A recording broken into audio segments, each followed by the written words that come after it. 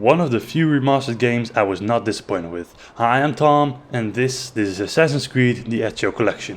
Godverdomme, waar... Excuse me.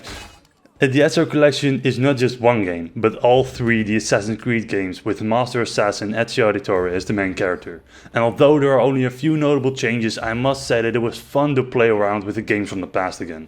Especially when the franchise has its well-established name ripped from its body and ran it into the ground 5 miles deep, within just the lifespan of 2 games. Luckily for Ubisoft and all the lovers of the franchise, including me, they took a year off to better develop the next AC game. And in the meantime they gave us the remasters of some games, well, that has been critically acclaimed the best games of all time.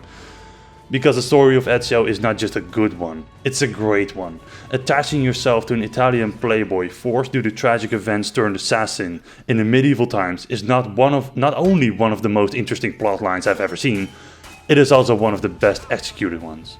And I think most people can agree with that. Let's dive in.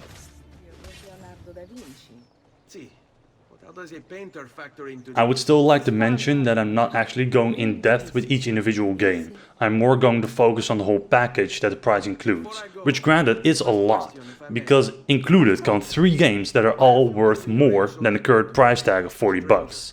Why is that, you may ask? And well, this ties in with what I just said in the intro. It is one of the best executed storylines of a character in a game ever, because they don't try to rush things in the first or second game. You will see Ezio grow over the 3 installments, going from a young man in Assassin's Creed 2 who has to come to gripes with the true identity of his father and his destiny to become an assassin, to the leader of the Assassin Brotherhood of Rome in Assassin's Creed Brotherhood, and the ending as a wise and strong man with a lot of miles on his life in Assassin's Creed Revelations. I played them all multiple times over back when they were released on the previous generation of consoles, and seeing them now truly gives me the chills. On a different level than, say, Call of Duty 4 Remastered. And don't get me wrong, the Call of Duty 4 Remaster was great, but that just reminded me of the hours of fun playing a solid game with friends. The Assassin's Creed Remaster reminded me of a great story I could follow over the in-game years it took me to follow Ezio through his life. And nothing quite like it has had the same impact on me over the multiple years and multiple games. Even if you did not play Assassin's Creed 2, Brotherhood or Revelations, they would still be great games on their own, because the gameplay and individual stories are solid enough to keep you interested through the entire playthrough.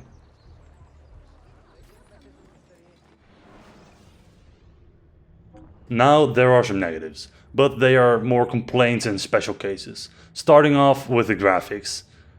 They are barely improved from the previous gen consoles, if they are improved at all some parts. Now there is an argument to be made for not improving the graphics too much so it keeps its authentic feel, which it really does by the way, but it does not excuse the fact that it runs at 1080p in 30 FPS. Yes, these games from 2009 through 2011 cannot run at 60 FPS for some reason, and I refuse to believe that that is the fault of the hardware, seeing that there are far more demanding titles on consoles that do run at 60 FPS. But I'm no expert on these parts, I'm just a guy who played it, telling you what's it all about. Which brings me to the next part. The games are mostly fueled by nostalgia, and by that I mean that if you've played them before, multiple times over, there is literally nothing here for you. And when the nostalgia runs out, so does the interest in playing the game. After about 5 hours with each game, I felt like I had all done it before, which of course I had. I still remembered all the places the mission items stood in, and I still knew almost every line of each character. But don't get me wrong, if you've never played either of the 3 games, this problem will of course not be here for you. It just means that if you did play them, be careful with the nostalgia and the impulse of buying things. It is a good life we lead, brother. Assassin's Creed The Ezio Collection is a great throwback to the games of yesteryear. The story is nothing short of amazing, and the gameplay is almost as perfect as you can remember. The graphics most certainly could have gotten a bigger upgrade, but that is not what this franchise is well known for in the first place. However, if you have played it, be careful not to buy it out of nostalgia, seeing that it can wear off before the game is finished. And if you've never played it, it is a must buy, you're doing yourself a favor. There's just so much done right here. So with that, I can most certainly say that Assassin's Creed The Ezio Collection is worth the money.